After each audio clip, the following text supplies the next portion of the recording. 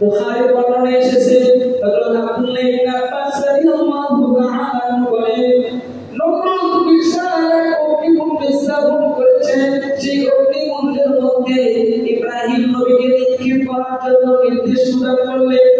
তার প্রজারা তার সমসতরা যখন তাকে সে অগ্নিকুণ্ডের মধ্যে নিক্ষেপ করলো, তখন ইব্রাহিম নবী একটা জবাব দিয়েছে। সবাই একটু মনোযোগ দেন। সেই ইব্রাহিম নবী জবাব দিয়েছে, হাসবুনাল্লাহু ওয়া নি'মাল ওয়াকিল, নি'মাল মাওলা ওয়া নি'মাল নাসীর। ইব্রাহিম নবী জবাব দিয়েছে, আমার অগ্নিকুণ্ডে ফেলার কোনো সমস্যা নাই, কারণ আমার একজন মালিক আছে, যে মালিক আমার জন্য যথেষ্ট হবে। ওই মালিক আমাকে সাহায্য করবে। আল্লাহর কাছে অগ্নিকুণ্ডের মধ্যে নিক্ষিপ্ত অবস্থায় ইব্রাহিম নবীর দোয়াটা এত বেশি পছন্দ হয়েছে যে আল্লাহ পাক আসমান থেকে আওয়াজ দিয়েছেন। আওয়াজ দিয়ে আমার মালিক বলেন, আগুনকে ডাক দিয়ে বললেন, আগুন কুল্লা ইয়া নারু কুনি বারদান ওয়া সালামান আলা ইব্রাহিম। আগুন ইব্রাহিমের উপরে তুমি আরামদায়ক হয়ে যাও, ইব্রাহিমের উপরে তুমি শান্তি বর্ষণ করে নাও। একদিকে প্রভু আগুন জ্বালায়, ইব্রাহিম আগুনের মধ্যে বসে বসে সিলবাসার ছেড়ে ডুবে গেল। সুবহানাল্লাহ।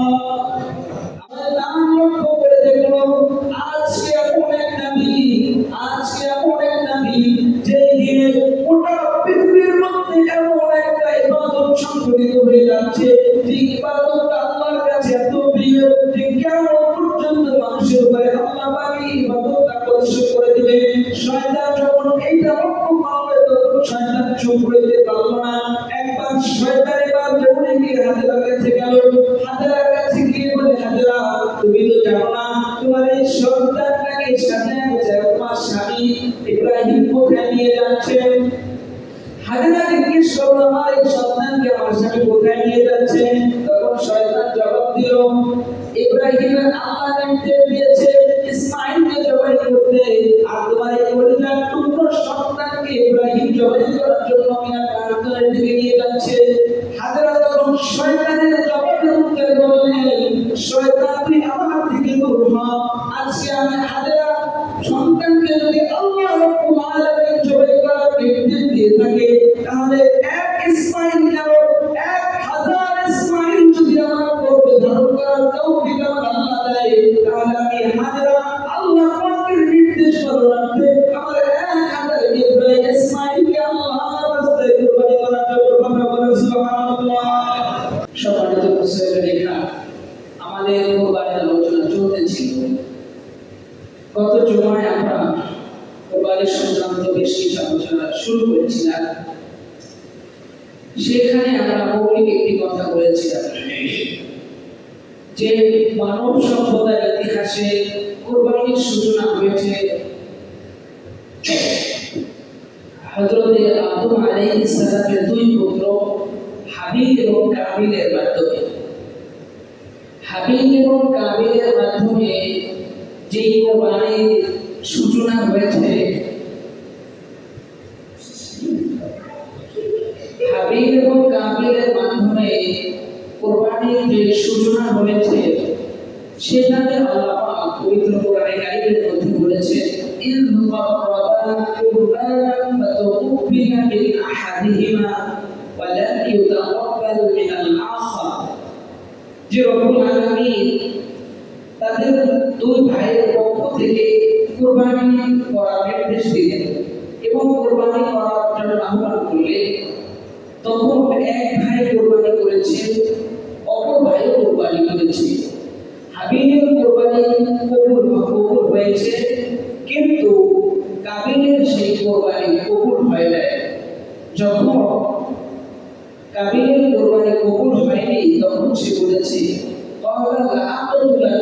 হাবিল, আমি তোমাকে হত্যা করব। হাবিল বলে, আল্লাহ পাক কুরবানি কবুল করে না, এই জন্য তুমি আমাকে হত্যা করবে, এটা হয় না। তবে কারণ শোনো,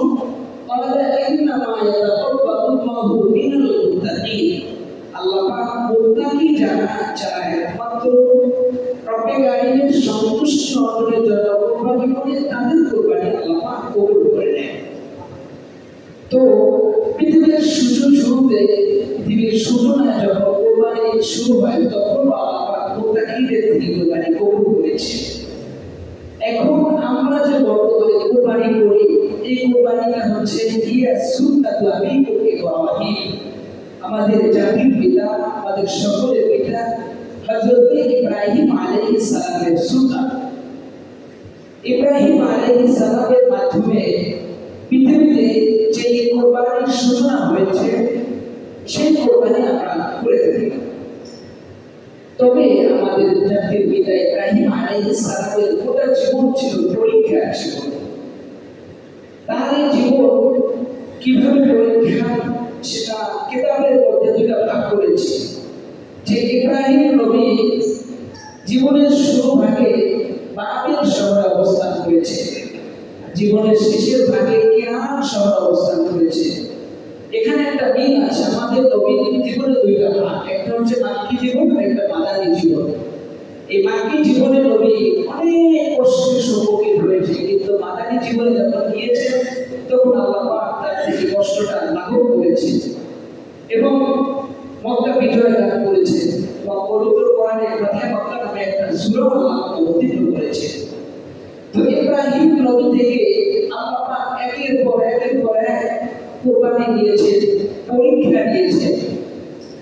বাবিল শহরের যতগুলো পরীক্ষার সম্মুখীন ইব্রাহিম আলাইহিস সালাম হয়েছে সেই পরীক্ষাগুলোর মধ্যে একটি অন্যতম পরীক্ষা হচ্ছে যে নমরুদ তাকে অগ্নিকুণ্ডের মধ্যে নিক্ষেপ করেছিল।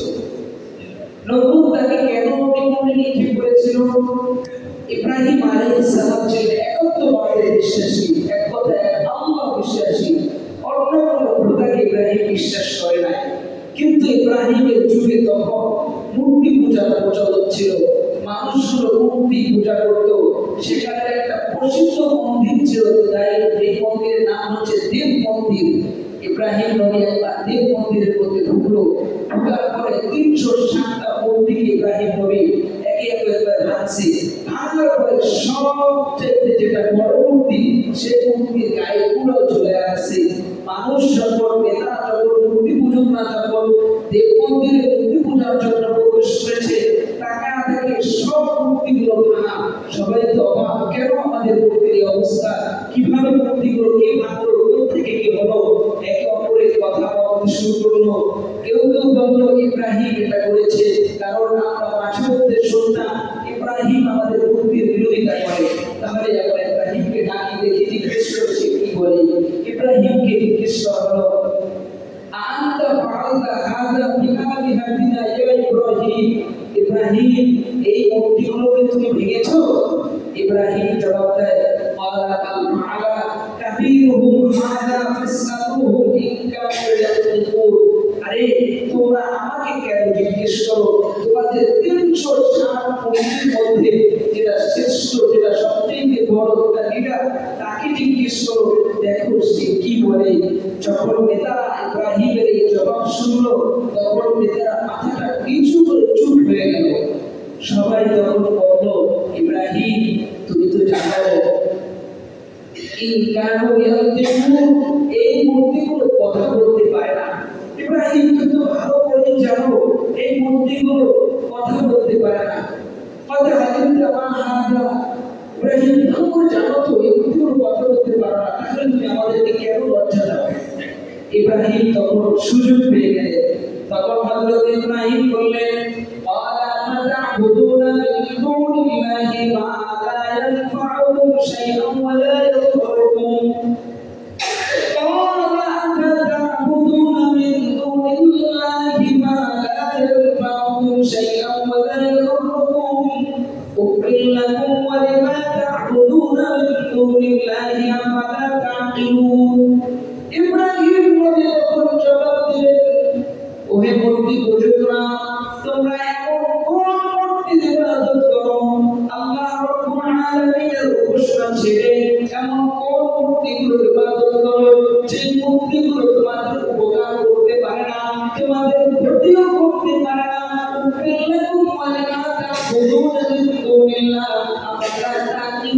আজকে আমি ইব্রাহিম তোমাদেরকে ধিক্কার জানাই, তোমাদের মূর্তিদেরকেও ধিক্কার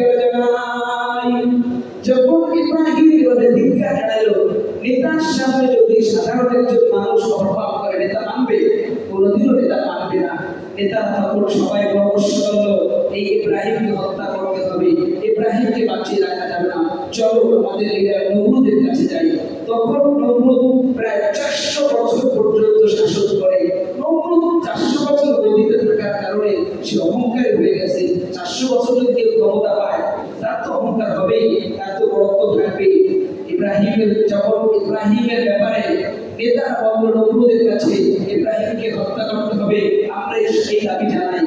তখন নমরুদ ইব্রাহিমকে ডাক ডেকে বললেন, ইব্রাহিম, তোমার কাছে একটা প্রপোজাল, তোমার কাছে একটা অফার থাকবে, তুমি যদি আমাকে আল্লাহ বলে স্বীকার করো তাহলে আমি তোমাকে হত্যা করবো না। ইব্রাহিম তখন বললেন, আমি নমরুদ তোমাকে আল্লাহ বলে স্বীকার করবো, বেশ ভালো কথা, কিন্তু আমার আল্লাহ তো ওই আল্লাহ রব্বিয়াল্লাযী ইউহয়ী ওয়া ইউমীত, আমার যিনি আল্লাহ সেই আল্লাহ তো আমাকে জীবন দান করে, আবার আমার যে আল্লাহ সেই আল্লাহ তো আমাকে মৃত্যু দান করবে। নমরুদ তখন জবাব দেয়, আনা উহয়ী ওয়া উমীত, আমি জীবন দেই এবং আমি মৃত্যু দেই। কিভাবে? আমার হাসির কাছে যদি কোনো ফাঁসির কোনো রায় যদি কারো ব্যাপারে হয়ে যায়, আমি নমরুদ চাইলে তাকে সেই রায় খালাস করে দিতে পারি। আবার একজন সাধারণ মানুষ, নিরপরাধ মানুষ, আমি চাইলে নমরুদ তাকে হত্যা করতে পারি। তাহলে আনা উহয়ী ওয়া উমীত, আমি তো জীবন দান করি, আমি তো মৃত্যু দান করি, সুতরাং তুমি আমাকে আল্লাহ বলে স্বীকার করো।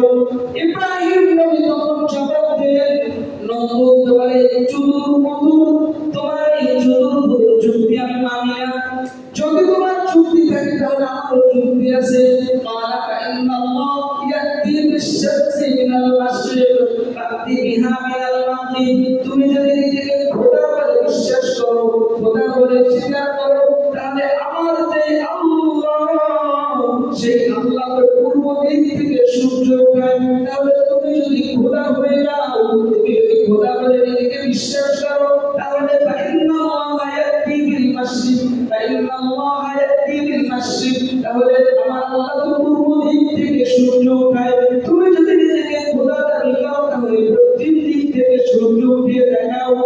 যখন নমরুদের কাছে ইব্রাহিম নবী কথা বললেন, আবুহিতাল্লাযী কাফার, নমরুদ হতবুদ্ধ হয়ে গেলেন, হতবুদ্ধি হয়ে গেলেন, হতবিহ্বল হয়ে গেলেন, হাবাগোবা হয়ে গেলেন, বোকা সেজে গেলেন যে আমার প্রজা ইব্রাহিম সে একজন সাধারণ মানুষ, সে আমাকে এত অপমান করছে, আমি এটা মানতে পারি না। এবার নমরুদ বিশাল এক অগ্নিকুণ্ড স্থাপন করলো। বুখারী বর্ণনায় এসেছে, হযরত আব্দুল্লাহ ইবনে আব্বাস রাদিয়াল্লাহু তাআলা বলেন, নমরুদ বিশাল এক অগ্নিকুণ্ড স্থাপন করেছে, সেই অগ্নিকুণ্ডের মধ্যে ইব্রাহিম নবীকে নিক্ষেপ করার জন্য নির্দেশ প্রদান করলেন। তার প্রজারা, তার সমাজরা যখন তাকে সে অগ্নিকুণ্ডের মধ্যে নিক্ষেপ করলো, তখন ইব্রাহিম নবী একটা জবাব দিয়েছে, সবাই একটু মনোযোগ দেন।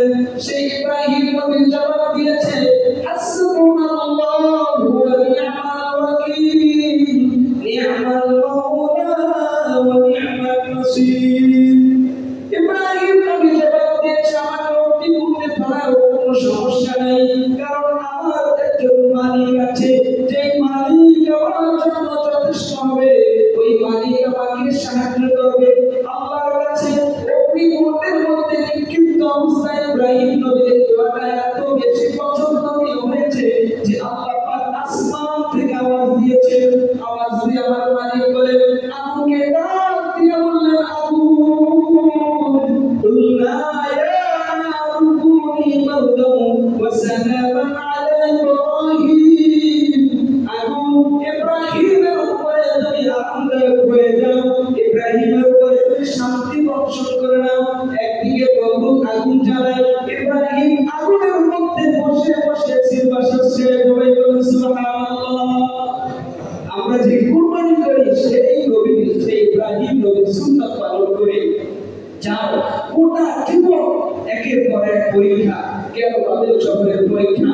এবার আসেন কিরানে, তিনি প্রবেশ করলেন। কিরানের জীবনে তার অনেকগুলো পরীক্ষার সম্মুখীন হয়েছে, তার মধ্যে উল্লেখযোগ্য পরীক্ষা আল্লাহ পাক নির্দেশ দিয়েছে, ইব্রাহিম তোমার প্রিয় স্ত্রী প্রিয় পুত্র ইসমাঈলকে তুমি বনবাসে রেখে আসো। ছোট্ট দুধের শিশু ৮৬ বছর বয়সে শিশুটাকে পেল, আল্লাহর কাছে দোয়া করেছিল, রব্বি হাবলি মিনাস সালিহিন, আল্লাহ দোয়া কবুল করে তাবাশশারনাহু বিগুলামিন হালিম, একটা সন্তান দিল ৮৬ বছর বয়সে, আবার নির্দেশ দিল এই সন্তানটাকে তুমি বনবাসে রেখে আসো। এটা ইব্রাহিম নবীর উপর অনেক বড় এক পরীক্ষা। ইব্রাহিম নবী আল্লাহ পাকের সেই অর্ডার পালন করার জন্য স্ত্রী এবং সন্তানকে নিয়ে মরুভূমির প্রান্তরে সে জনবহুল প্রান্ত রেখে আসলো। যখন রেখে চলে আসে, হাজরা জিজ্ঞেস করে স্বামী, হাদা আমার রব্বি, এটা কি আমার মালিকের নির্দেশ? আল্লাহ পাকের নির্দেশ কি এটা যে আপনি আমাকে রেখে যাচ্ছেন? ইব্রাহিম নবী জবাব দেন, আমার আল্লাহু রব্বি, হাদা এটা আমার মালিক আমাকে নির্দেশ দিয়েছে। ইব্রাহিম নবী প্রিয় সন্তান এবং স্ত্রীকে জনবহুল প্রান্তরে রেখে যাওয়ার পরে আল্লাহর কাছে দোয়া করে, রব্বি ইন্নী আসকানতু মিন যুররিয়্যাতি বিওয়াদিন গায়রি যী যার'ইন 'ইনদা বাইতিকাল মুহাররাম রব্বানা লিয়ুকিমুস সালাহ ফাজ'আল আফ'idatan মিনান নাস تهوي إليهم وارزقهم من الثمرات لعلهم يشكرون। ইব্রাহিম নবী বিবি হাজরা ইসমাঈলকে জনবহুল প্রান্তরে রেখে গিয়ে আল্লাহর কাছে দোয়া করে, স্ত্রী পুত্র থেকে প্রণাম করে আসমানের দিকে তাকায় রব্বুল আলামিনকে ডেকে বলে, রব্বুল আলামিন তুমি নির্দেশ দিয়েছো কলিজার টুকরা স্ত্রী, কলিজার টুকরা সন্তানকে জনবহুল প্রান্তরে রেখে যেতে। আল্লাহ তোমার নির্দেশ পালনার্থে আমি আমার স্ত্রী এবং পুত্রকে জনবহুল প্রান্তরে রেখে যাচ্ছি। রব্বুল আলামিন তোমার কাছে দোয়া করি, রব্বানা লিয়ুকিমুস সালাহ, আল্লাহ আমার এই সন্তানকে তুমি নামাজ কায়েমকারী বানাও। আল্লাহ পাক ইব্রাহিম নবীর দোয়াকে এত বেশি কবুল করেছে যে কিয়ামত পর্যন্ত মক্কা নগরীতে বাইতুল্লাহ চতুর্পাশে আল্লাহ পাকের তওয়াফ হয় এবং ২৪ ঘন্টার মধ্যে নিষিদ্ধ সময় ব্যতীত সর্বক্ষণ আল্লাহ পাকের ইবাদত বন্দেগী হয়। দ্বিতীয় রকম দোয়া আছে, ফাজআল আফ'idatan মিনান নাসি তাহওয়ি ইলাইহিম, আল্লাহ আমার এই জনবহুল প্রান্তরে রেখে দেওয়া স্ত্রী এবং পুত্রদের ব্যাপারে পৃথিবীর মানুষের ভালোবাসা তৈরি করে দাও। আল্লাহ পাক সেই দোয়া কবুল করেছে। কিয়ামত পর্যন্ত গোটা পৃথিবীর মানুষ মক্কা এবং বাইতুল্লাহতে হাত একটা ভালোবাসা স্থাপন করে।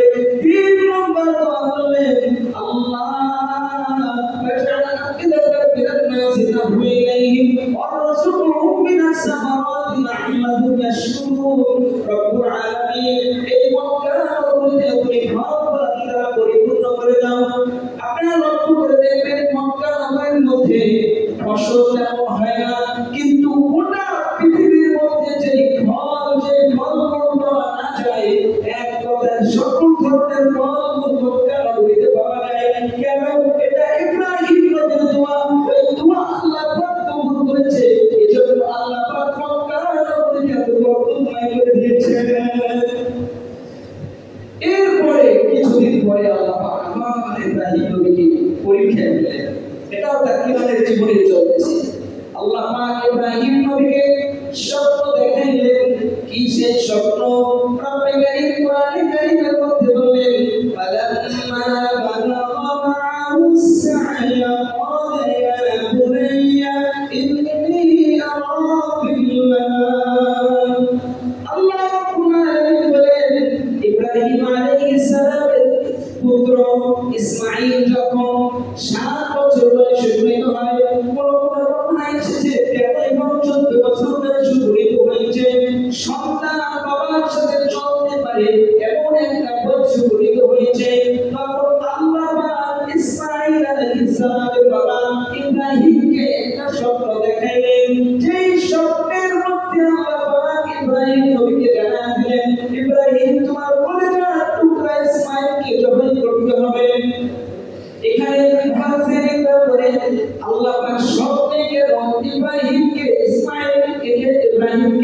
ইসমাঈলের জবাইয়ের ব্যাপারটা জানালেন।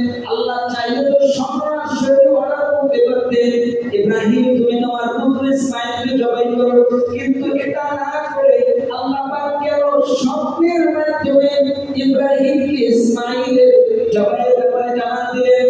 মুফাসসিরিনরা বলে যদি আল্লাহ পাক সরাসরি নির্দেশ দিতেন তুমি তোমার সন্তানকে কুরবানি করো, তাহলে যতক্ষণ পর্যন্ত তোমার জবাই না হতো ততক্ষণ পর্যন্ত আল্লাহ নির্দেশ পালন হতো না। আল্লাহ পাক হিকমত দিয়ে পরীক্ষায় উত্তীর্ণ করার জন্য পরীক্ষা দেওয়ার জন্য আল্লাহ পাক স্বপ্নে দেখাইলেন। এখন ইচ্ছা আছে চাইলে সন্তানকে তুমি জবাই করতেও পারো, নাও করতে পারো, কিন্তু আল্লাহ তো ইব্রাহিম নবীর কলিজা থেকে তার মায়াটা কতটুকু, আল্লাহর প্রতি তার ভালোবাসা কতটুকু, সেই পরীক্ষা নেওয়ার জন্য আল্লাহ পাক স্বপ্নে দেখাইলেন।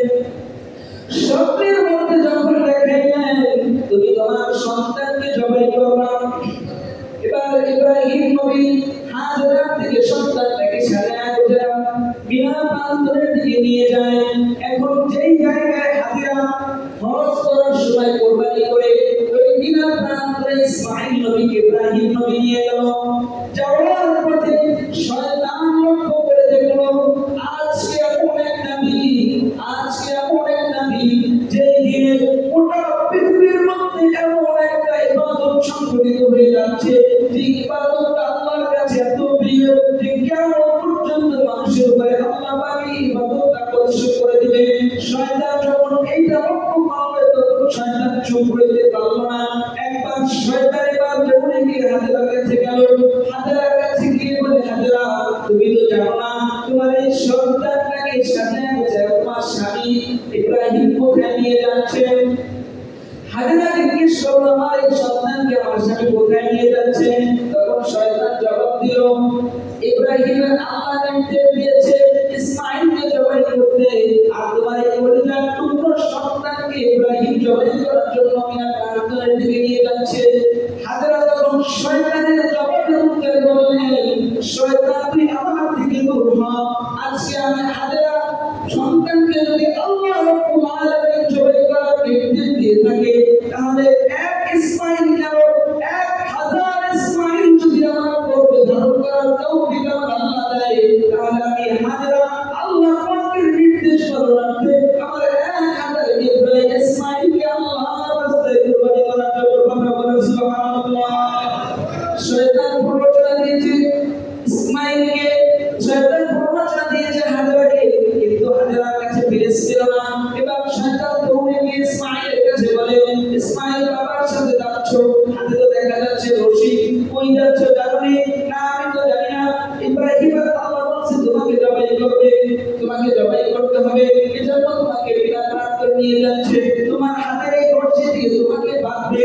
ইসমাঈল তখন জবাব দেয় আমার মালিক যদি আমাকে কুরবানি করার নির্দেশ প্রদান করে তাহলে আমি এক ইসমাঈল কেন 1000 ইসমাঈলের যদি জীবন আল্লাহ মাফ করে তাহলে আমি ইসমাঈল 1000 আল্লাহর রাস্তায় কুরবানি করব। সুবহানাল্লাহ। শয়তান হাজরার কাছে গেল, প্ররোচনা দিল, কাজ হলো না। ইসমাঈলের কাছে গেল, প্ররোচনা দিল, কাজ হলো না। এবার ইব্রাহিমের কাছে গেল, নতুন সূরাতে নতুন কৌশলে গিয়ে বলে শায়েখ মারহাবা বিশ শায়েখ, শায়েখ আপনাকে স্বাগত, আপনাকে স্বাগত। আপনি গতকাল রাতে যে স্বপ্নটা দেখছেন ওই স্বপ্নটা হলো শয়তান আপনাকে দেখাইছে।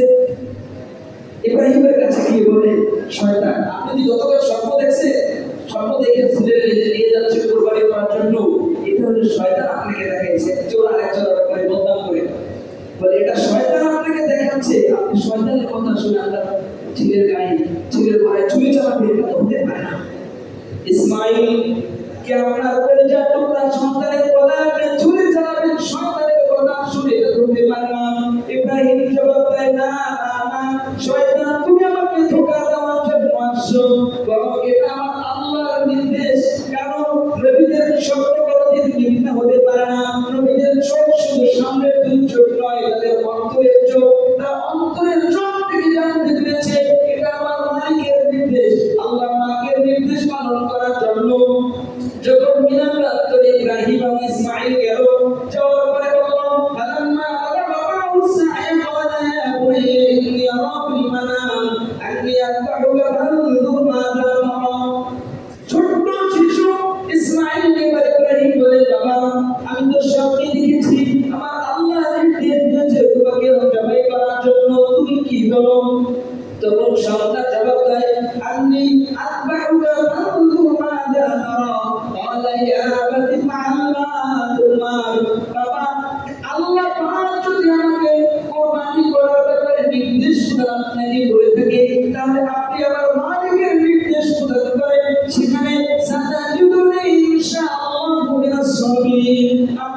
ধৈর্যশীলদের মধ্যে অন্তর্ভুক্ত পাবে।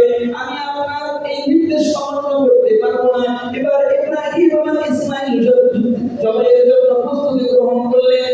বিরাট প্রাণ ইসমাঈল ডাক দিয়ে বলে, বাবা আমার হাতটা বাঁধে, পাটা বাঁধে, আপনার চোখটা বেঁধে দেন, এরপরে আমার শরীরের মধ্যে আপনার ছুরি চালাবে আর আমার রক্ত মাখা জামাটা আমার মা হাতের কাছে নিয়ে যাবে, তাহলে আমার মা সান্ত্বনা পায়। এবার ইব্রাহিম আলাইহিস সালাম ওয়া সালাম ইসমাঈল আলাইহিস সালামকে কুরবানি করার জন্য প্রস্তুতি গ্রহণ করলেন। সব কিছু বাঁধা শেষ, সব প্রস্তুতি শেষ, এবার ছুরি চালানো শুরু করলো। ইব্রাহিম নবীর বেলায় ছুরি, ইব্রাহিম নবী ইসমাঈলের বেলায় ছুরি চালায়, কিন্তু ছুরি আর সামনে আগায় না।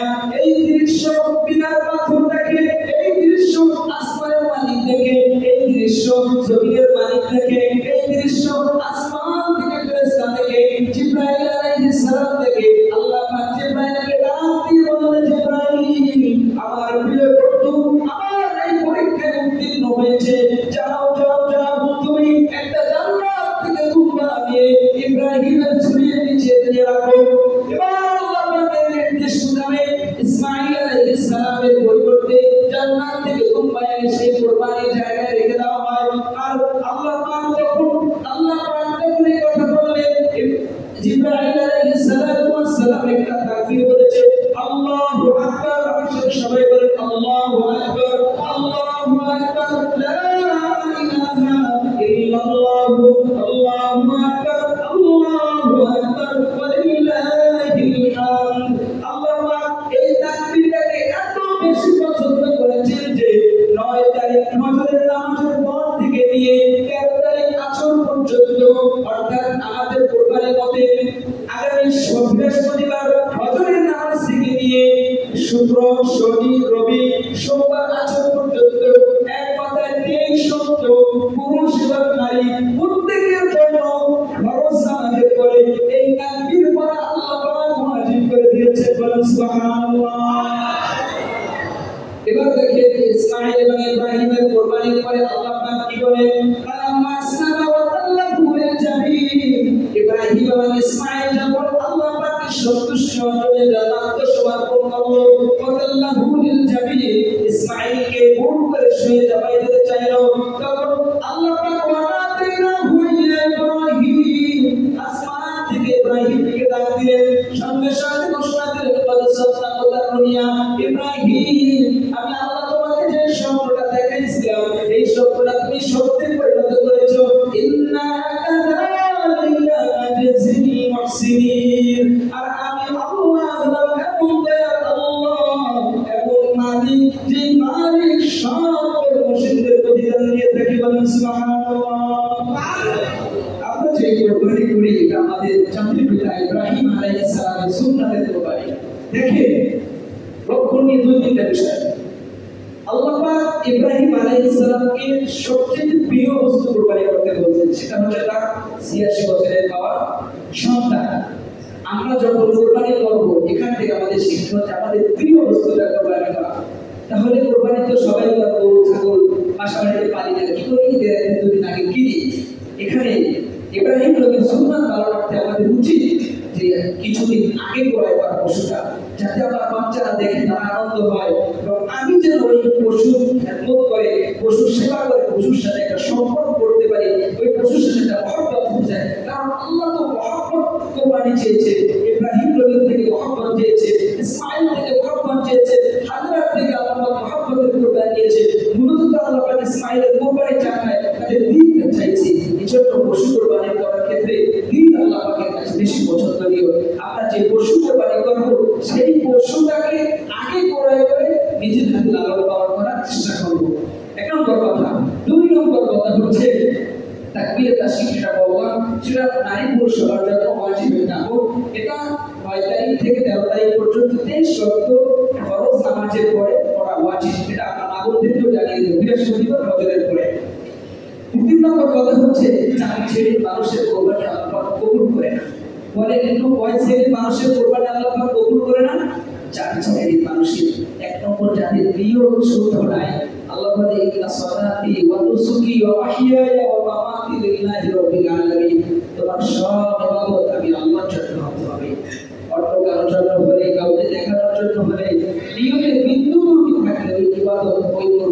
কাছে কবুল হবে না। 2 নম্বরে বললে যে হারাম মাল দিয়ে যদি আমি আল্লাহকে সন্তুষ্ট করার জন্য কোরবানি করো, ওই কোরবানির কোনো কাজ নাই, ওটা লাভ হবে না। ওই হারাম টাকার বস্তু খেয়ে আর গুণ হবে, তুমি খাইবা তোমারও গুণ হবে, যাদেরকে খাওয়াইবা তাদেরও গুণ হবে, তাদের গুণ হবে না। এখানে ধরাটা মাসালা মনে করছে। পরিবারের মধ্যে যে নেতা থাকে, যে পরিবারটা পরিচালনা করে, আমার পরিবারে আমি পরিচালনা করি, আমার অধীনে মাত্র 10 সদস্য আছে, আমি যদি হারাম কামাই করে আমার সংসার চালাই, এই 5 জনের কাছে আল্লাহ জিজ্ঞেস করবে না তুমি হারাম খাইছো কিনা, একমাত্র আমার কাছে জিজ্ঞেস করবে। এজন্য যারা আমরা পরিবার চালাই, এখানে আমাদের সবার একটা জিনিস জানতে হবে, আমি যদি বৃদ্ধ পরিবার অবৈধ হারাম ইনকাম করি, এই হারাম এই অবৈধ জন্য আল্লাহ আমাকেই জিজ্ঞেস করবে, আমার স্ত্রী আমার পরিবার কাউকে জিজ্ঞেস করবে না। এজন্য 2 নম্বর কথা হচ্ছে হারাম মাল দিয়ে আমরা কোরবানি করবো না। মাল হারামও হয়, হারাম হালাল হয়, চেষ্টা করবো আমার হালাল টাকা দিয়ে কোরবানি করা। 3 নম্বরে পশুটা একমাত্র আল্লাহ